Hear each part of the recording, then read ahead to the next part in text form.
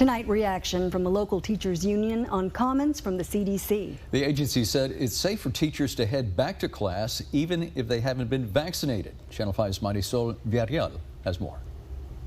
There is increasing data to suggest that schools can safely reopen, and that safe reopening does not suggest that teachers need to be vaccinated in order to reopen safely. That comment, made during a briefing Wednesday from CDC Director Dr. Rochelle Walensky, has McAllen American Federation of Teachers President Sylvia Tanguma thinking teachers could be left out of the picture.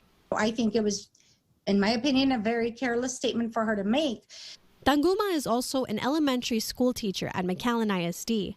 She says right now the district is working from home, but the thought of eventually returning to in-person learning makes her uneasy, especially since the number of COVID cases shows no signs of slowing.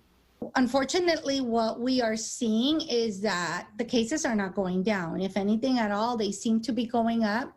Dr. Walensky supported her comment by saying that there is an increase in data that shows limited cases of COVID-19 in schools that took excessive steps in mitigation. Tanguma says if that's the way they ultimately choose to go to, schools in Texas would have a big problem. That takes funding, and it's funding that the state of Texas is taking away. And instead, they're putting it towards the STAR test, correct? And that we need that money in schools so that we can have the proper mitigation that the CDC is speaking of. Tanguma's advice for the CDC is to make it mandatory for every state to implement strict COVID-19 mitigation regulations like mask wearing, social distancing, and hand washing.